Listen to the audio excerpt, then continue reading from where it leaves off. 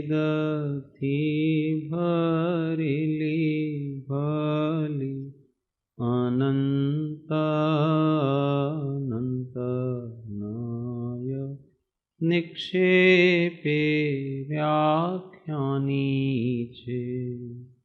સકલ જગત હિત કારિણી હારિણી મોહ તારિણી ભવાબ્ધિ મોક્ષ ચારિણી પ્રમાણી છે.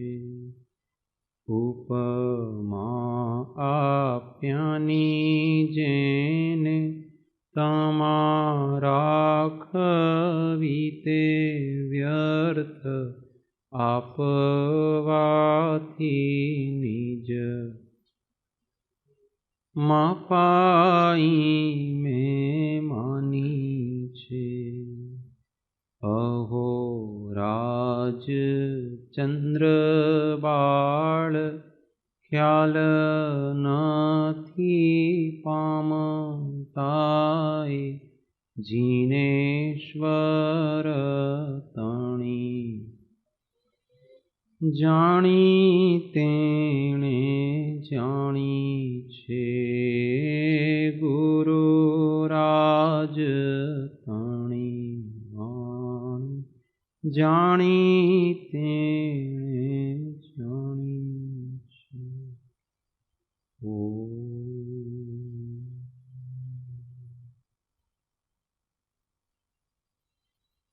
જય શ્રી તત્વ વિચારણામાં પરમ તત્વજ્ઞ શ્રીમદ રાજચંદ્ર વચનામૃત પત્રાંક 569.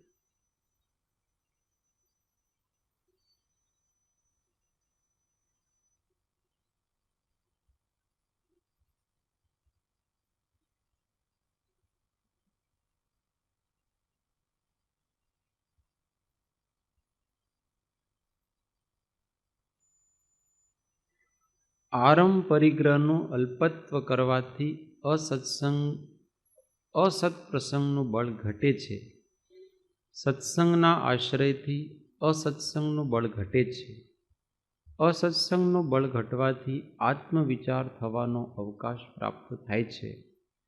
આત્મવિચાર થવાથી આત્મજ્ઞાન થાય છે અને આત્મજ્ઞાનથી નિજ સ્વભાવ સ્વરૂપ સર્વ ક્લેશ અને સર્વ દુઃખથી રહિત એવો મોક્ષ થાય છે. એ વાત કેવળ સત્ય છે. આટલા સુધી વિચાર કર્યો તો આગળ જે જીવો મોહ નિદ્રામાં સૂતા છે તે અમુનિ છે. નિરંતર આત્મવિચારે કરી મુનિ તો જાગૃત રહે. પ્રમાદીને સર્વથા ભય છે, અપ્રમાદીને કોઈ રીતે ભય નથી, એમ શ્રીજીને કહ્યું છે. જે જીવો મોહ નિદ્રામાં સૂતા છે તે અમુનિ છે.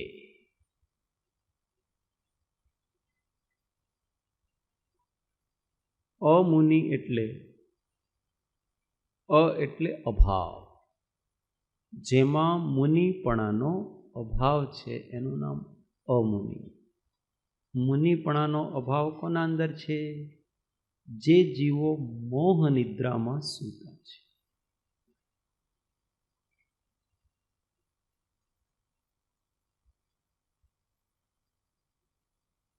બધા જીવો જ્ઞાન સ્વાભાવિક છે.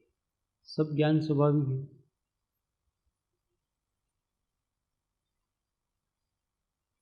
परंतु जिसका ज्ञान स्वभाव को प्राप्त नहीं है, स्वभाव को विषय नहीं करता है, स्वभाव को अपना सब्जेक्ट नहीं बनाता है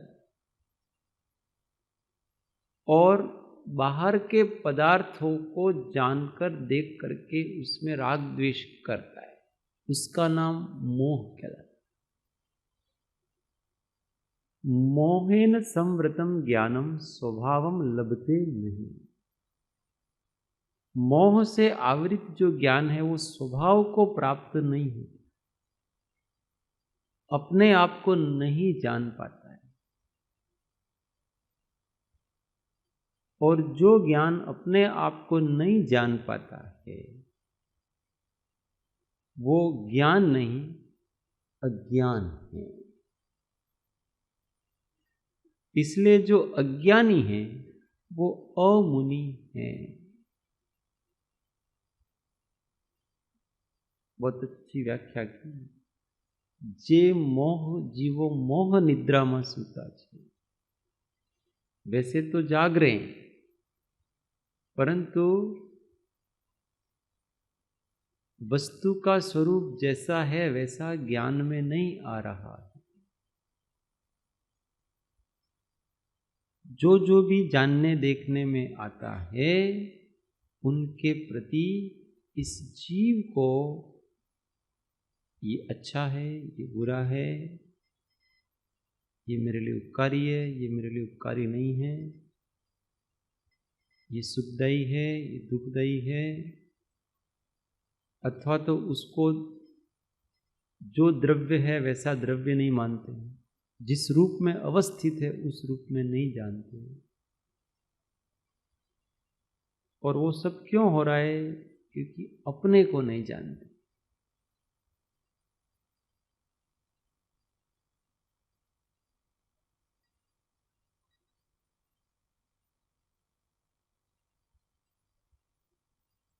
अभी दिन है, दिन है क्या?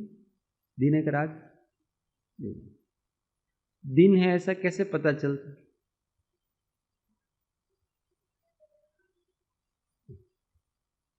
हम अभी सूर्य का प्रकाश दिखाई दे रहा है। किस किस को सूर्य का प्रकाश दिखता है?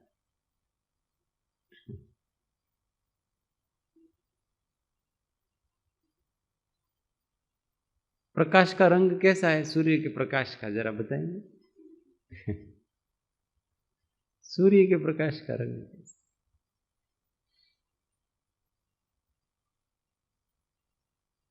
तो हम सूर्य उदय हो गया है ऐसा कैसे पता लगाते हैं?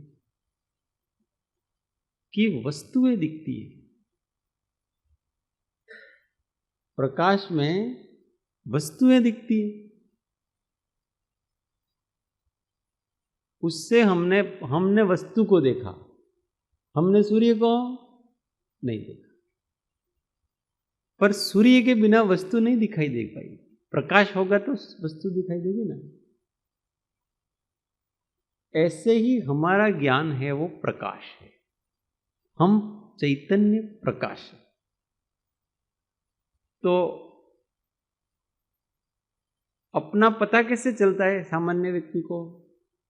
अपना ज्ञान करना है तो कैसे करना? अगर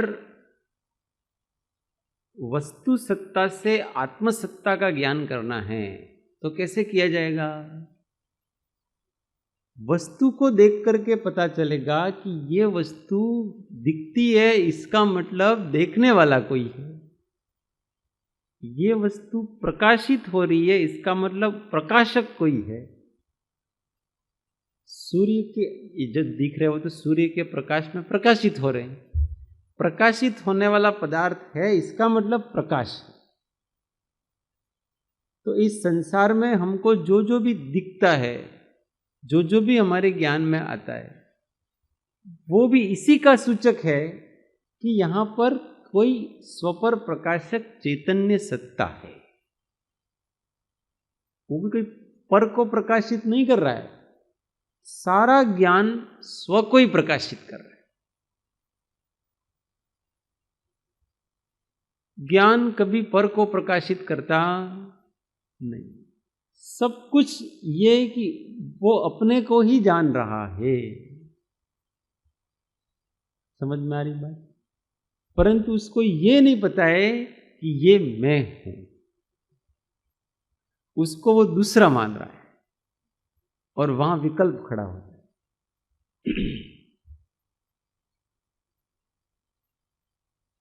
यही मोह है।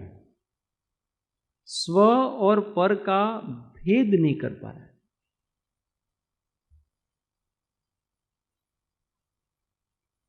क्या मान रहा है? वो जो स्व है उसको पर मान रहा है।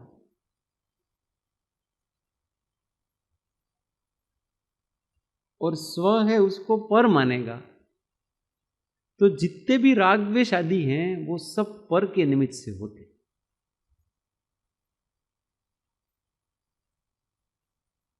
कोई भी वस्तु अपने को जो पर लगती है ना, दूसरी ऐसी लगती है, तो आ तो अपनी नहीं, उससे अपनत्व का भाव नहीं होगा, तो वो हमको स्वीकार नहीं होगा। जब हमको स्वीकार नहीं होगा तो हम उसको रहने देना नहीं चाहते। स्वीकार होगा तो रहने देना चाहिए। अपने घर का नहीं होगा तो हम उसको रहने देना नहीं चाहते। ये बहुत जोरदार बात है। मोह निद्रा में व्यक्ति कैसे सोया हुआ, विकल्प कैसे होते हैं, अशांति कैसे होती है, इसका ये बहुत रहस्यात्मक वस्तु है कि उसको स्व पर लगता है। तो वो ये कोई अन्य आ गया यूं करके उसको धक्का मारता है, निकालता है, ये मेरे अंदर नहीं रहना चाहिए। और उस चक्कर में क्लेश पैदा होता है और दुख पैदा होता है, संघर्ष पैदा होता है और उससे उपयोग में व्याकुलता पैदा होती है।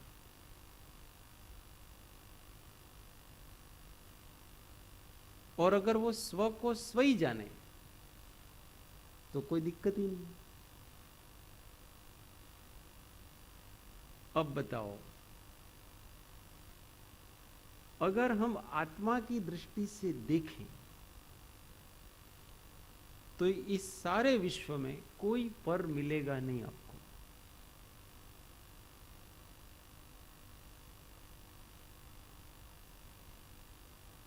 पर द्रव्य नाम की कोई वस्तु मिलेगी नहीं। कैसे नहीं मिलेगी? क्योंकि जो भी आत्मा में है, मतलब आत्मा मतलब अपने ज्ञान में जो भी दिख रहा है वो कौन है? वो स्व है कि पर है? वो स्व है। अब पर क्या रहा बता? केवल ज्ञानी परमात्मा को उनके ज्ञान में समस्त विश्व दिख रहा है, समस्त विश्व का आकार जिसको कहते हैं, तो वो स्व है कि पर है? जो भी उनके जड़ चेतन वस्तुओं के आकार उनके ज्ञान में प्रतिफलित हो रहे हैं, वो स्व है कि पर है? स्व है, स्व ही है ना। अब बताओ पर क्या कहां रहा? अब हमको अपने उपयोग में से किसको निकालना?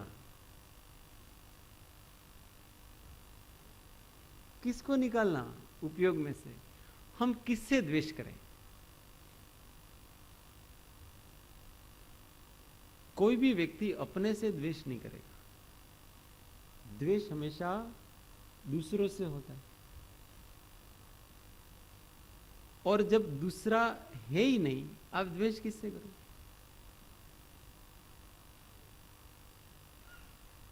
जगत आत्मरूप मानवा मां, रहस्य समझ में पड़ रहा है नहीं? है कहां से बोले?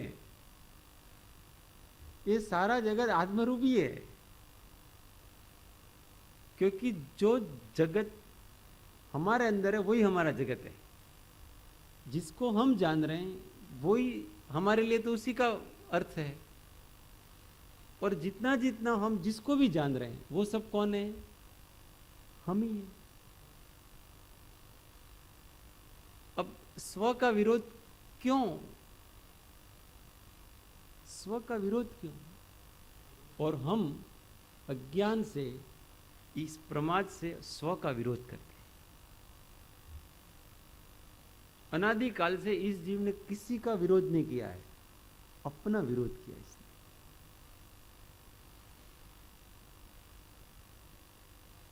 और कारण क्या पता है? अपने को वो ज्ञान स्वभावी स्वीकार नहीं कर पा रहा है, और नहीं स्वीकार कर पा रहा है, इसीलिए विरोध पैदा हो। और ज्ञान में जो जो भी आ रहा है उसको अपनी पर्याय नहीं स्वीकार कर पा रहा है।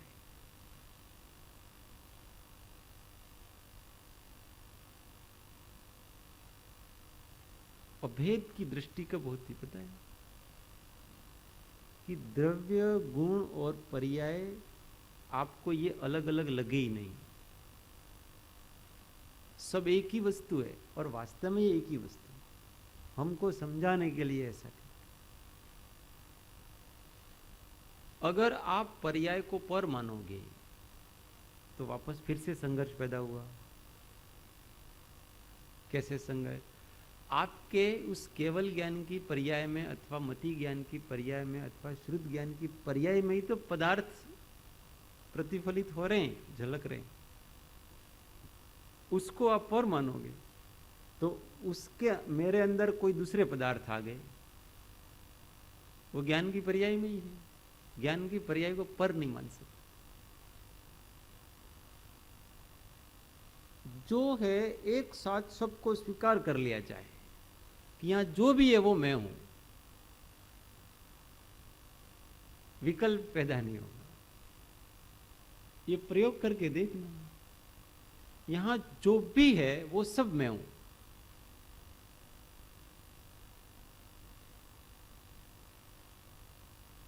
अभी लगेगा क्या आ तो છે ને વેદાંતમાં જતા રહ્યા છે। अद्वैत में सही है, समय सार पूरा अद्वैत है। समय सार कहेगा कि ये पुस्तक है वो मैं हूं। क्यों? क्योंकि जिस पुस्तक का ज्ञान मुझे हो रहा है वो तो मैं ही हूं ना, ये इसकी जगह हो, इससे मुझे क्या लेना देना। पर जो मुझे दिख रही है वो कौन है? जो मेरे ज्ञान में झलक रही है, अपने को मतलब अपने ज्ञान में जो आता है वो सब हम है। ये पुस्तक है, इसके निमित्त से मेरे ज्ञान की पर्याय बनी। इस पुस्तक के आकार जैसा इसका आकार प्रकार है वैसी की वैसी, इसमें जो लिखा है वो सब मेरे ज्ञान में आया। तो मेरे ज्ञान में इसमें जो जो लिखा है वो सब आया, तो वो मैं हूं कि ये है। हाँ? प्रसिद्धि के ज्ञान ही है वो, हम ही है। इसमें जो जो लिखा, अभी मैं समय सार की गाथा, मुझे इस समय सार में पहली गाथा है। कौन सी है पहली गाथा?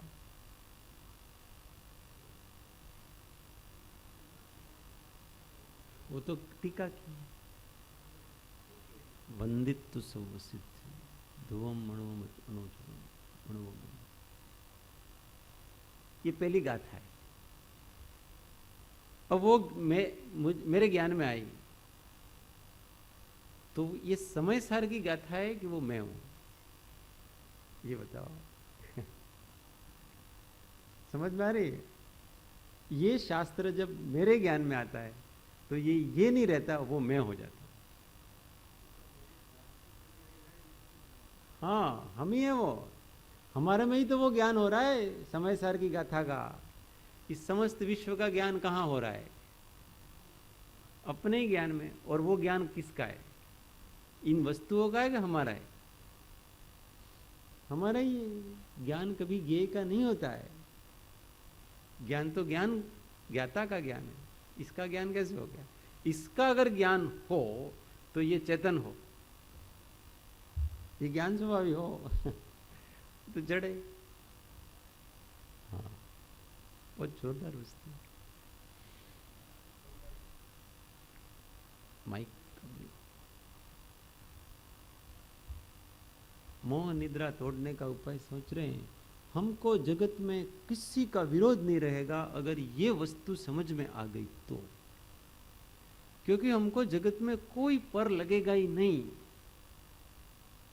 क्योंकि जो मुझे संवेदन में आ रहा है, जो मुझे दिख रहा है, जो मुझे लग रहा है, वो सब मैं हूं, और कोई है ही नहीं यहां।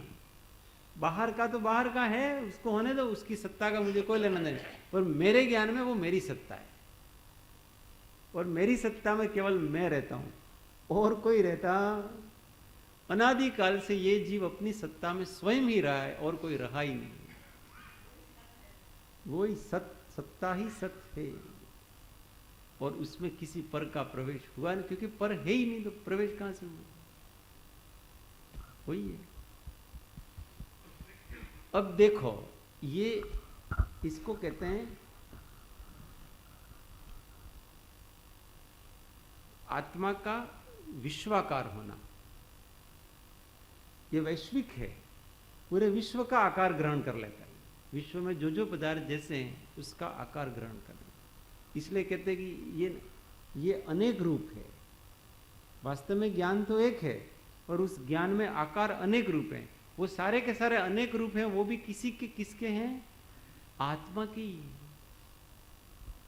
अनेक रूप में आत्मा हो गया है, विश्वाकार हो गया।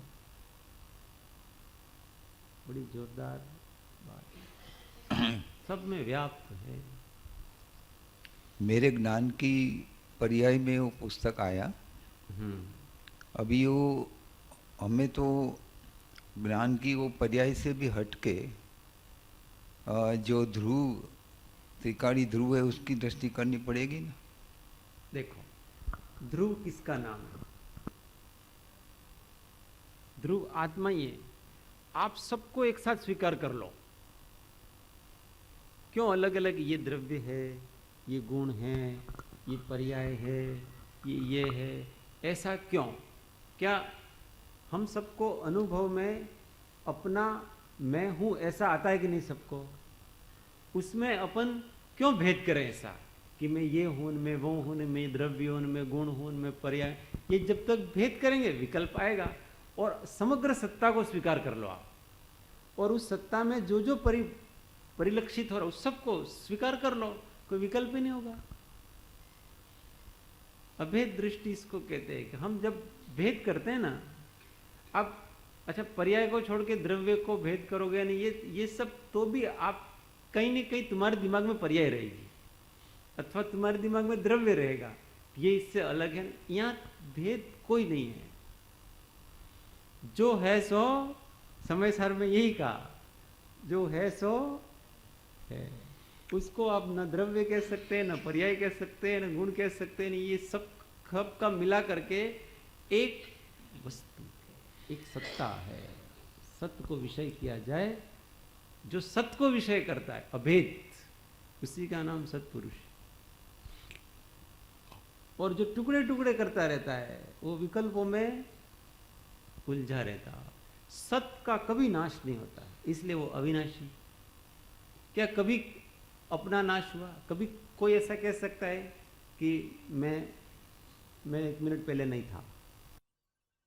जब हम मैं ऐसा कहते हैं तो उसमें क्या क्या लेते हैं ये बताओ? उस मैं में हम क्या क्या लेते हैं? अकेला द्रव्य लेते हैं, गुण लेते हैं, पर्याय लेते हैं, समग्र है वो मैं, सब कुछ है। और उस मैं में समस्त है, उस मैं में आप भी हैं, तुम भी हैं, सब कुछ है। उस मैं को, उस अमूर्त चेतना को अगर अपन विषय करेंगे, बड़ी शांति से आंख बंद करके उस मैं का संवेदन करने का प्रयत्न करेंगे, पर्दे खुल जाएंगे। क्योंकि यहां तो ये तो केवल मैं ही मैं हूं। फालतू में ही मैं किसी से राग कर रहा था, किसी से द्वेष कर रहा था, ये अच्छा है नहीं, बोले कहाँ है? मेरे ही ज्ञान में तो है, मेरे ज्ञान में ही कर रखा मैंने। जो मेरे ज्ञान में आया वो तो मैं ही हूं, और मैंने ही उसमें से किसी को अच्छा कर दिया, ये अच्छा है। आ भगवान की मूर्ति है ना, तारंगा वाला भगवान, खूब सरस। अभी आपके ज्ञान में तारंगा वाले भगवान है, हम क्या मानते हैं उसको? तारंगा वाले भगवान, पर वो वास्तव में कौन है? ज्ञान पर्याय, वो हम ही तो है। अब अच्छे अच्छे बुरे कैसे हो गए? हम तो हमेशा अच्छे ही रहेंगे, कोई अपने को बुरा नहीं कहेगा। अब अपने ज्ञान में शेर आया, अच्छा कि बुरा? बोलो। अपने ज्ञान में भूत आया, अपने ज्ञान में अपना दुश्मन आया, राम के ज्ञान में रावण आया। तो वो जो राम के ज्ञान में रावण आया, वो राम है कि रावण है? समझो आप। वो तो राम ही है, और उसको राम अपने आप को बुरा कैसे कह सकते हैं कि नहीं ये मेरे अंदर ये नहीं, तुम्हारे अंदर आ रहे, तुम ही हो, रावण थोड़ी है। रावण उसके घर में सोया हुआ मस्त। समझ में आ रहा है ये क्या हो क्या रहा है? सारा वस्तु सब अंदर हो रही है यहाँ, और हम बाहर में ये मेरा दुश्मन, इसने मुझे ये किया, उसने क्या, किसने किया? अच्छा बताओ, आज तक किसी ने किसी का भी नुकसान किया? थोड़ा सा भी? किसी ने भी किसी का थोड़ा सा भी लाभ किया? आप वस्तु दृष्टि से देखो, आप जैसा करना चाहते थे अंदर, आपने उसमें कोई बाहर का कोई निमित्त का एक सहचारी हो जाता है, तो हम कहते इसने मेरा लाभ कर दिया। हम पढ़ना चाहते हैं और प्रकाश आ जाए, प्रकाश आ जाए तो क्या है गए, प्रकाश ने मेरी सहायता कर दी। अब वो प्रकाश ने क्या किया बताओ? अगर प्रकाश सहायता करता तो जो पढ़ना नहीं चाहता था उसको भी ज्ञान में आया। हमारे उदय के अनुसार कभी दूसरे द्रव्य अपने आप जब परिणत होते हैं तो हम कहते हैं कि ये मेरे लिए अच्छे, और हम जैसा चाहते हैं उसके विपरीत जब वो पदार्थ वो अपने हिसाब से ही परिणमित होते हो तो हम कहते हैं कि ये हमारे लिए बुरे। अब वो कहाँ हो रहे हैं? तो हम ही हो रहे हैं। हमने इच्छा की कि अभी हमको पढ़ना है, अब प्रकाश नहीं है तो दुखी हो रहे हैं, और जैसे प्रकाश आ गया तो सुखी हो गए। अभी सुखी दुखी आप अपने हिसाब से हुए कि इस प्रकाश के कारण से हुए? खुद ने कल्पना खड़ी की है, और उस कल्पना की थोड़ी सी पुष्टि हो जाती है तो वो खुश हो जाता है, और उस कल्पना की पुष्टि जिससे होती है उसको वो अपना हितकारी मानता है, और खुद ने जो कल्पना खड़ी की उसकी पुष्टि नहीं होती है और उसमें जो बाधक कारण है उसको वो अनिष्ट मानता है, अहितकारी मानता है। ये सब कहाँ हो रहा है? आत्मा में सब कुछ यहां घटित हो रहा है। समझ में आया? मोक्ष मार्ग इसलिए स्वाधीन है। काम सब इधर करना है, हम काम बाहर करने पर आगे जाकर कैसे कोई भेद नहीं रह जाता, न भगवान और भक्त में भेद रहता है, न गुरु और शिष्य में भेद रहता है। तो भेद करने के लिए क्या वस्तु बची है बता? कोई अपना विरोधी, ठीक, अपना विरोधी, वो अपने ज्ञान में आता है कि नहीं?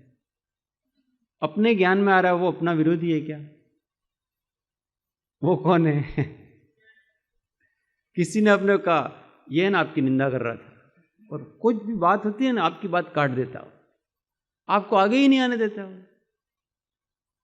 अच्छा, जब तक मुझे ये पता नहीं था तब तक तो मेरा उसके प्रति कोई द्वेष भाव नहीं था, कुछ भाव नहीं था। और जैसे ही मुझे पता पड़ता है, क्या पता पड़ता है? किसी दूसरे से, कि उसने अच्छा ऐसा करा था मेरे बारे में, अब वो मेरे ज्ञान में आया कि उसने विरोध किया। अच्छा, उसने विरोध किसका किया? उसका विरोध हुआ कहां? उसका विरोध करने के भाव कहां हुए? उसके अंदर हुए। मेरा कहां विरोध किया उसने? उसने तो एक नाम का उच्चारण किया है, उस नाम को मैं अपना नाम मानता हूं। उसको एक शरीर विशेष के प्रति द्वेष है, उसको मैं अपना मानता हूं, और मेरा तो विरोध किया ही नहीं उसने। अब जब तक मुझे ये ज्ञान नहीं था तब तक मुझे वो विरोधी लग ही नहीं रहा था, और जैसे ही दूसरे के माध्यम से मुझे ज्ञान हुआ कि बाकी ये तुम्हारी बात काट रहा था और हर बार ये तुमको नहीं जाना, जैसे ही मेरे ज्ञान में वो बात आई और मेरे ज्ञान में उसके प्रति विरोध खड़ा हुआ, मेरे ज्ञान में जो उसके प्रति विरोध खड़ा हुआ है वो कौन है, मैं हूं कि वो है? समझ में आ रहा है? वो जो विरोधी भाव, शत्रुता का भाव पैदा हुआ मेरे अंदर, वो है कि मैं हूं? मैं हूं। तो शत्रु मैं मेरा हूं कि वो मेरा शत्रु है? मेरा शत्रु कौन? वो है कि मैं ही हूं? मैं। हाँ, पोते पोते ना वेरी। बहुत गहरे विचार करते हैं तब ये ज्ञानियों के वचनों का साक्षात्कार होगा। ऊपर ऊपर विचार करेंगे तो हमको नहीं होगा। तो ठीक है, अब कहता है सर बड़ा महापुरुषों के, अब बहुत गहरे विचार करोगे तो पता पड़ेगा कि वास्तव में वस्तु ऐसी है। उपजे मोह विकल्प थी समस्त आ। अभी हम बोलते हैं, अनेक बार बोलते हैं, कभी गहरे से विचार उसका साक्षात्कार करें। हम महापुरुषों के वचनों का साक्षात्कार करना चाहिए। ये जो कह रहे हैं वो वास्तव में ऐसा है क्या? और सब देखो, ये सब कहां से, ये संसार कहां से पैदा हुआ? संसार कहां है? बाहर है के अंदर? हमने खड़ा किया, कल्पना करके, बड़ी कल्पना कर रखी। ये मोह निद्रा। तो ये कहते हैं जे जीवो मोह निद्रा में सूता छे ते अमुनि छे। वो विचार नहीं करते, बस बद्धो दुख અને क्लेश अविचार का है। जब तक विचार प्रवर्तित नहीं होता है तब तक ही हमको दुख है, क्लेश है। जब विचार जाग जाता है आत्मा में, कोई दुख नहीं, कोई क्लेश नहीं, अविचार है।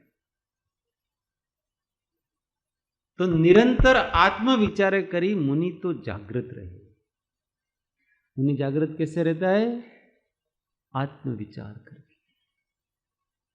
विचार कभी नहीं छोड़ना।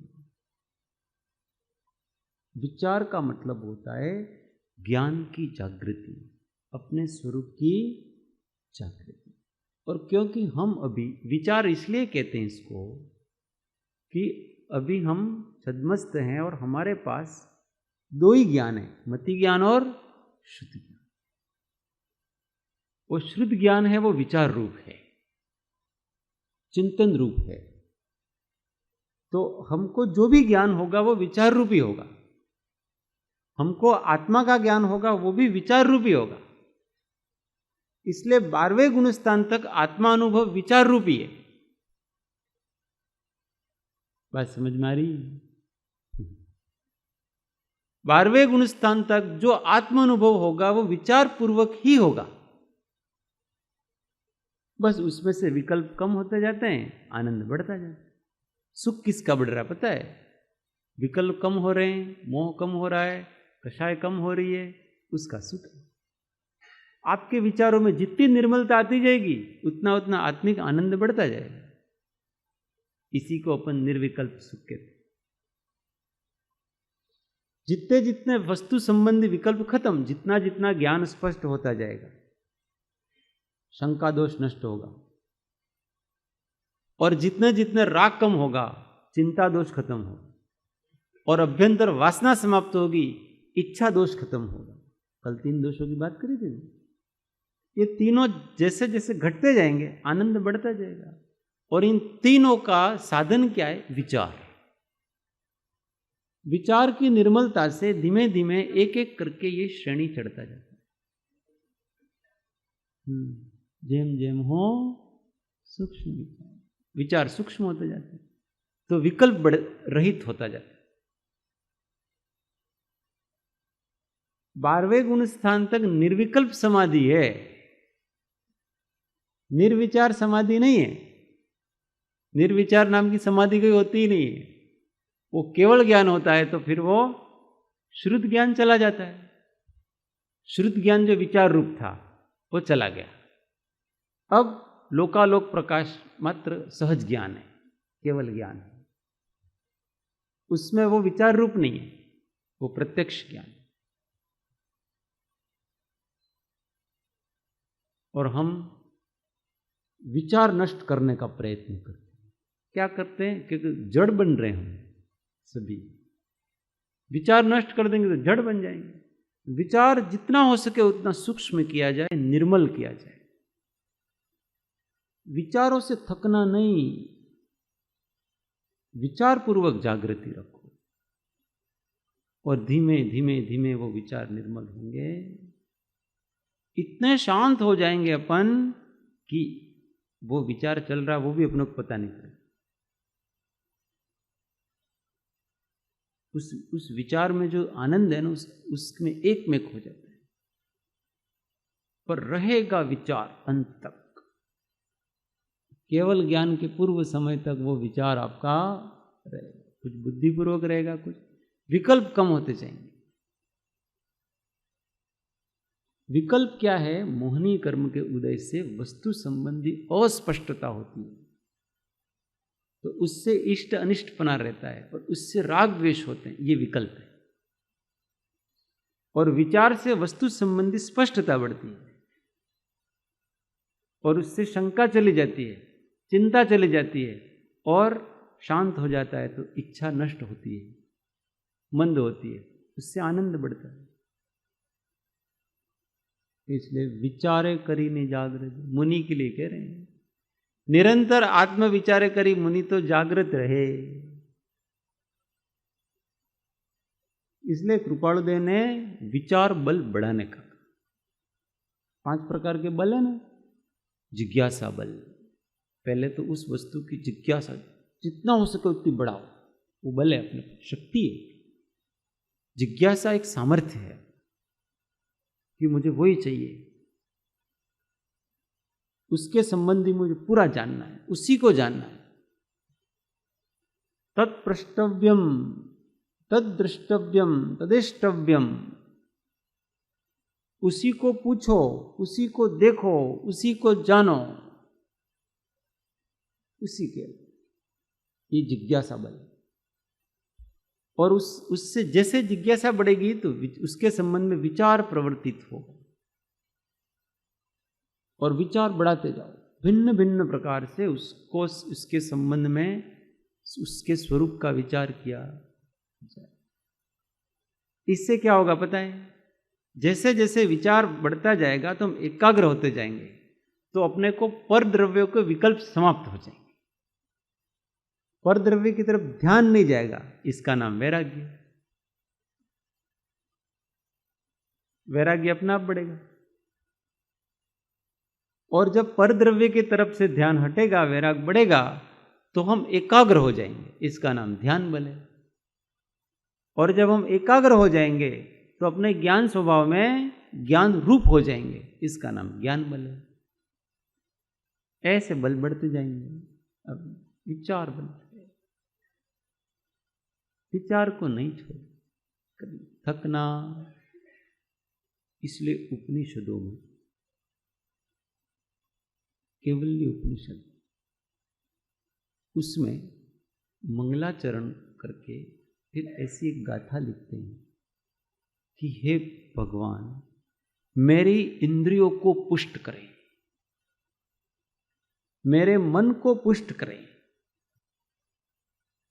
वहां अब उसको प्राप्त क्या? अतीन्द्रिय ज्ञान प्राप्त करना है, केवल ज्ञान प्राप्त करना है। और वो प्रार्थना ऐसे करते हैं कि मेरी इंद्रियों को पुष्ट करें, मेरे मन को पुष्ट करें। क्यों पता है? इंद्रियां और मन जब पुष्ट होंगे तब ही हम तत्व विचार कर सकते हैं। विचार बल आएगा कहां से? विचार बल कहां से आएगा? ज्ञान। अब अपने पास मति श्रुत ज्ञान ही है, और इंद्रिया दुर्बल होगी तो मति ज्ञान नहीं होगा, मन दुर्बल होगा तो श्रुत ज्ञान नहीं होगा। इसलिए इंद्रिय और मन को पुष्ट करने की बात कर रहे हो।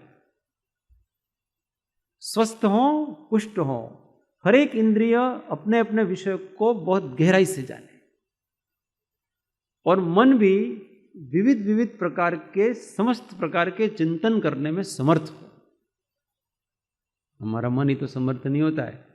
મનમાં કંઈ આમાં તો કાંઈ વિચાર જ નથી આવતો, થાકી જવાય છે, કંઈ સૂઝતું નથી, તો वो क्या है? मन कमजोर है। पुष्ट का मतलब उसकी वृद्धि, मनोबल की वृद्धि, शक्ति बढ़ाना, उसको विचार करने की शक्ति बढ़ाना। और इंद्रियों को पुष्ट करना मतलब इंद्रिय विषयों को जानने की शक्ति बढ़ी। तो मति ज्ञान भी पुष्ट हुआ और श्रुत ज्ञान भी पुष्ट हुआ। और ये ज्ञान जितने बढ़ेंगे उतने वस्तु की स्पष्टता होगी। वस्तु की स्पष्टता होनी चाहिए, इसलिए हर समय अपने क्या कहते हैं, जागृत रहो। जागृत रहने का मतलब क्या पता है? कि बराबर आप अवधान ज्ञान को जानो। इस वितराग दर्शन में पूरा का पूरी आधारशिला इस ज्ञान के ऊपर टिकी है कि यहां जागृत रहो। ऐसा कहते तो जानो आप किसको? जो जैसा है वैसा जानो, मूड मत बने रहो। नहीं तो माने छे ना, कोई वस्तुનું જ્ઞાન ન થાય તો સારું, ऐसा नहीं है, स्वभाव है, क्यों नहीं होगा? जानने की इच्छा नहीं है, परंतु ज्ञान तो होगा, जो भी होगा। इसका मतलब ये है कि हम जैसे जैसे अपने स्वभाव में जाएंगे, शांत होते जाएंगे, और वस्तुएं अपने को जैसी मैं रूप दिखेगा, पर रूप दिखेगा, सब जैसा है वैसा दिखेगा। तो अंत में तो मैं ही मैं समाप्त हो जाएगा। विचार, ये सब विचार से होता है। हाँ,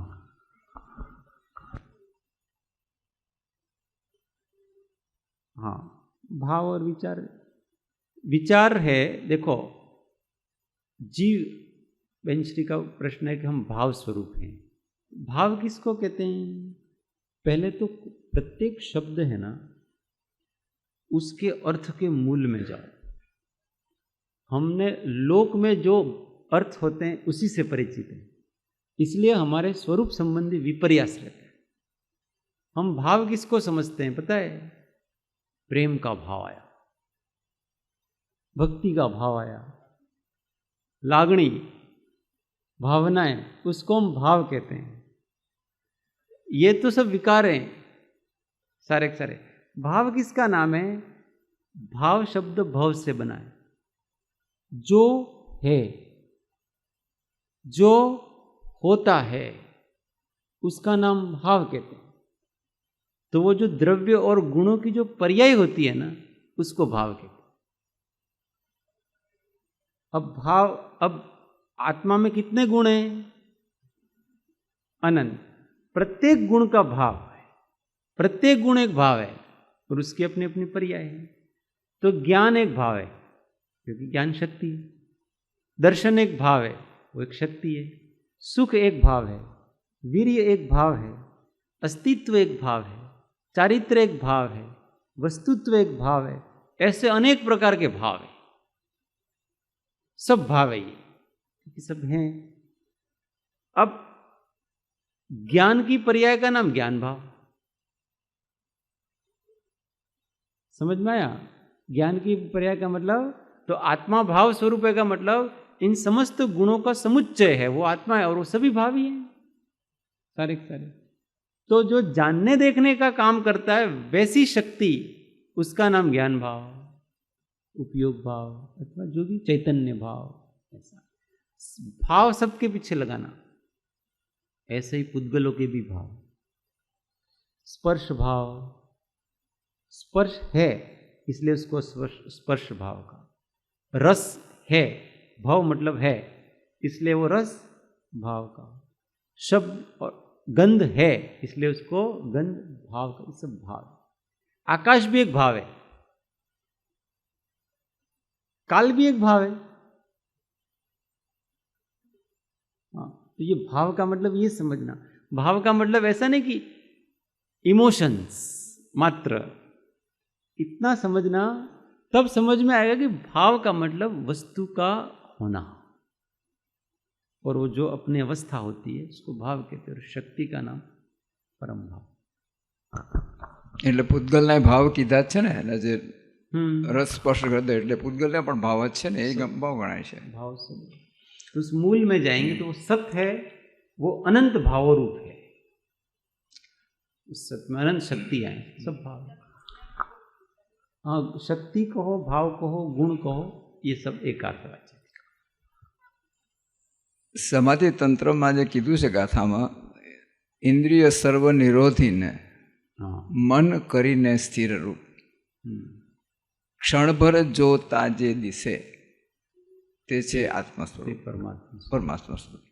તો ત્યાં તો ઇન્દ્રિયોને મનને ગમે તેવા હોય પણ એમને નિરોધ કરવાનું કીધું છે અને સ્થિર કરવાનું કીધું છે। તો હમણાં જે તમે મંગલાચરણની વાત કરી એનો આની જોડે કઈ રીતે સંબંધ કરવાનો છે? यही तो कि आपको निरोध करने के लिए भी शक्ति चाहिए।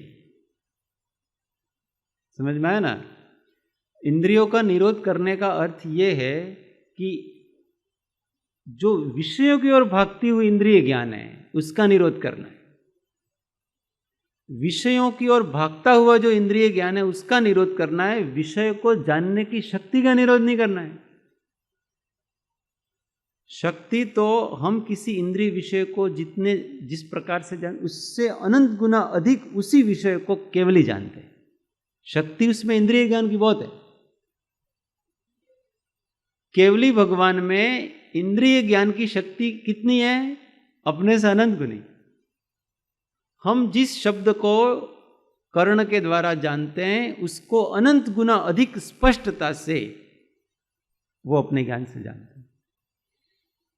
तो इंद्रियों की शक्ति होना ये आत्मा की शक्ति है।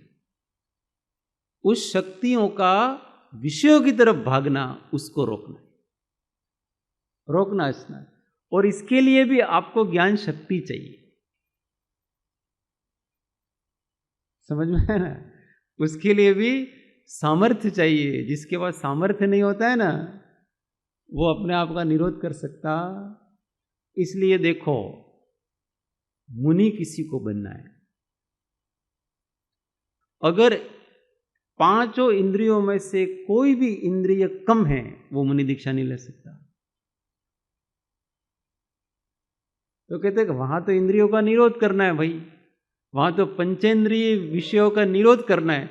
वहां तो अगर एक भी इंद्रिय न हो तो भी मुनि बने तो अच्छा ही है ना? नहीं, वो अभी मान लो उसको कम दिखता है तो स्पर्शन इंद्रिय के संबंधी विषयों में उसको अस्पष्टता रहेगी, उसको जान नहीं पाएगा, इरिया समिति का पालन नहीं कर पाएगा, एषणा समिति का पालन नहीं कर पाएगा, और वो जान करके भेद ज्ञान नहीं कर पाएगा, मूड बना रहेगा। इसलिए इंद्रियों की स्वस्थता वहां पहली आवश्यकता बताई कि सभी इंद्रियां स्वस्थ हो, विकलांग नहीं हो, और मन में विक्षिप्त नहीं हो। विक्षिप्त को दीक्षा नहीं दी जाती। मन भी स्वस्थ हो, सब कुछ परफेक्ट हो, ऐसा पुण्य का उदय होता है। तो इंद्रियों की शक्ति होना अलग बात है, और उस शक्ति का इंद्रिय विषयों पर भागना ये असंयम है। उसको रोकना है अपने, उस सारी शक्ति को कहाँ लगाना है अपने को? स्व को जानने में, वस्तु के स्वरूप को। जितना जितना हम इस ज्ञान तत्व के बारे में सोचते जाएंगे ना, उतना उतना अपने को ये भूतपूर्व वस्तु लगेगी। आप ज्ञान शक्ति को बढ़ाते चलो, अपने ज्ञान स्वभाव को विचार करते जाओ, नया नया नया नया प्रकार का अपूर्वता लगेगा। जबरदस्त मामला। समय पूरा हो गया।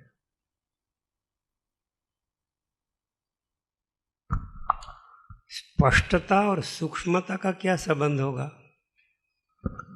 आपने बताया कि इंद्रिय पुष्ट होते हैं तो ज्यादा स्पष्ट होता है, स्पष्ट ही सूक्ष्म मगर है। कृपादेव ने कहा कि जैसे जैसे मैं सूक्ष्मता से विचार करता हूँ तभी मेरा आत्मा का और आत्मज्ञान का स्वरूप का प्रकाश होता है। जितना जितना स्पष्ट होता जाता है इतना इतना सूक्ष्म हो जाता है। सूक्ष्म का अर्थ ऐसा है, स्थूल इंद्रियों का जो विषय न हो उसको सूक्ष्म कहते हैं। उसके लिए फिर विशिष्ट ज्ञान चाहिए उसको समझने के लिए। इसलिए मति ज्ञान का विषय स्थूल है, श्रुत ज्ञान का विषय सूक्ष्म है, फिर मन सूक्ष्म है, इंद्रियों से अधिक सूक्ष्म है वो मन होता है। इसलिए इस मन का उपयोग किया जाए, उसको ज्ञान रूप किया जाए और आत्मविचार बढ़ाया जाए। बस जो भी आत्मविचार अथवा विचार पूर्वक नहीं जीता है वो प्रमादी है, ऐसा कहा है। उसको कह प्रमादी ने सर्वथा भय है कि जागृति नहीं है। जिसको जागृति नहीं होती है उसको क्रोध, मान, माया, लोभ ये सब घेर लेते, जागृत नहीं है। जैसे अपने को निद्रा में अब पता नहीं कौन सी कषाय कब आए, सब घेर लेते अपने। ऐसे ही अज्ञानी है, वो जाग रहा है तो भी सो रहा है। क्यों? क्योंकि उसको हमेशा ये कषाय घेरे रहती है, क्योंकि स्वरूप की जागृति नहीं है। इसलिए हमेशा जागृत है। धीमे धीमे पता पड़ेगा निर्विकल्पता का स्वरूप। हम 99% लोग हैं निर्विकल्पता किसको समझते? आंख बंद करके बैठे हैं और कोई विचार नहीं चल रहा है, शून्य हो गया है, बस इसका नाम निर्विकल्पता है। इसका नाम कोई निर्विकल्पता नहीं। धीमे धीमे जैसे जैसे इस स्वरूप का पता पड़ेगा, निर्विकल्पता धीमे धीमे आती जाएगी। अपने यहाँ तो शून्य हो जाने का नाम, ये तो कुछ गतागम नहीं पड़ता है तो वो शून्य हो जाता है, सुध बुद्ध सब हो गई उसकी। माने कहीं तुम्हें बोलो नहीं, माने कहीं बस। और इसलिए क्या करते पता है? लोग नशे करते। મને ખૂબ વિચાર આવે છે ને, એટલા બધા વિચાર, મને કોઈ વિચાર ના હોવો જોઈએ। और विचार तो आते हैं, उदय तो आते हैं, बराबर विकार वगैरह, तो वो क्या करते हैं? शराब पी लेते हैं ताकि थोड़ी देर के लिए वो ज्ञान में चले जाते हैं। ऐसा नहीं होना। और वो जो ऐसा होना चाहता है ना, वो निश्चित रूप से समझ लो वो निगोद की तैयारी कर रहा है, वहां पड़ा रहेगा अनंत काल तक, वो वहां पड़ा रहेगा जागृत। विचार ही नहीं आएगा, कुछ भी विचार नहीं। इसलिए निद्रा को कम क्यों किया जाता है? योगी लोग निद्रा को अच्छा नहीं मानते। क्यों? विचार की जागृति नहीं रहती। पता नहीं सोऊंगा तो अब मेरा हाथ में कुछ नहीं, मैं जाग रहा हूं तो मेरे हाथ में। अभी अपन को किसी को नींद आ रही है और झोंके खा रहे, वेद ज्ञान करो। झोंके आ रहे हैं वो किसी के तो ज्ञान में आ रहे हैं, आ रहे कि नहीं? झोंके का जानने वाला कोई तो है कि नहीं? अब बराबर शांति से जागृत रहो आप उसमें। अब निद्रा को जीत लोगे, जीत सकते हैं हम। ऐसे ही योगियों ने जीती निद्रा को। नींद आए तो कोई बात नहीं, बैठूंगा, सोऊंगा नहीं। जब हम बैठे ही रहते हैं तो पूरी निद्रा नहीं आ सकती, अर्ध निद्रा आएगी आपको। और अर्ध निद्रा में तो आप और भी जागृति रख सकते हो। पूरी निद्रा में आपके हाथ में कुछ नहीं।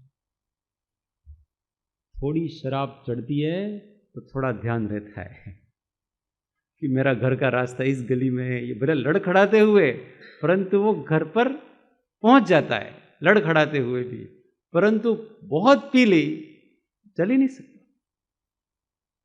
ऐसे ही इन सब कषायों को जीतने का जागृत रहे, कभी भी अपने स्वरूप से चूके नहीं, अपने स्वभाव का विस्मरण नहीं होने दे।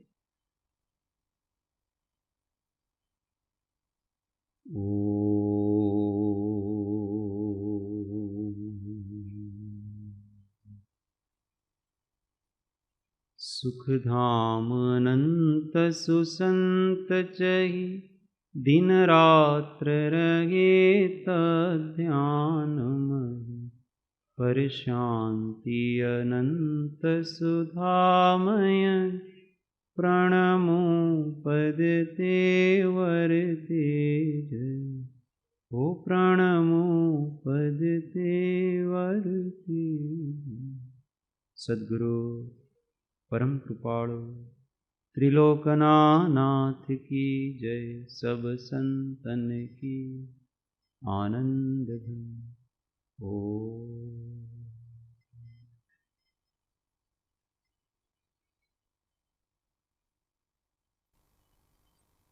जय सद्गुरु।